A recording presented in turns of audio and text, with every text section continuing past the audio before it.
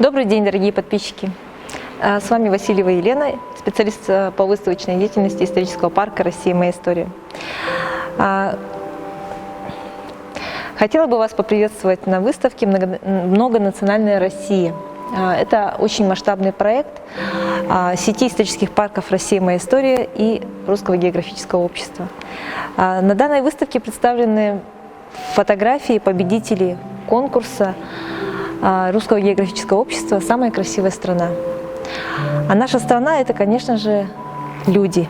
И номинация «Лица России», «Народы России» – это одна из самых интересных номинаций. Мы видим здесь такие работы, как «Портреты венской женщины» Сергея Краснощекова.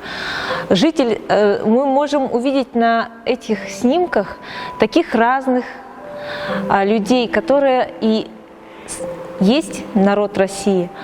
Например, пожилой житель села Ко из Республики Алтай. На этих фотографиях жизнь этих людей, то, как по-разному живут в разных регионах России, то, каким образом сформировался уже поколениями быт людей, то, каким образом они зарабатывают себе на хлеб, каким порой бывает сложным их труд и тяжелая их повседневность. Это фотографии рыбачка Юлия Попова, аварская женщина, фотограф Алексея Калинина. Мы видим здесь фотографии людей, которые живут в горах, живут на берегу рек, малышей, которые растут в совершенно особенных условиях близости к природе, как этот маленький Варг, автора Александра Романова. И видим, как у каждого из них есть своя история. Даже если это мимолетный снимок, который был сделан в моменты радости, как на фотографии победителей в номинации «Лица России» 2019 года, автор Павел Смертин.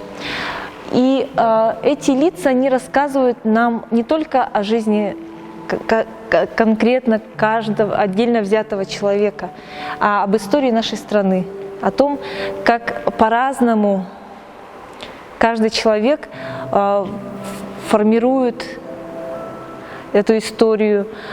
Допустим, очень интересная фотография, такой очень живой портрет проводника Николая.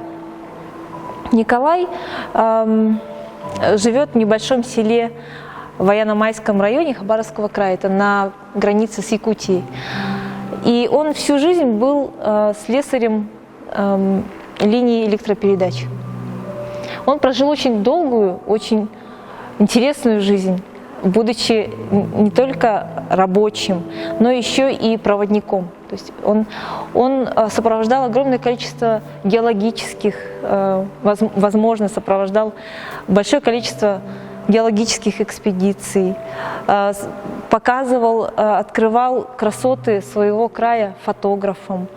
И он, как никто другой, знает свою землю.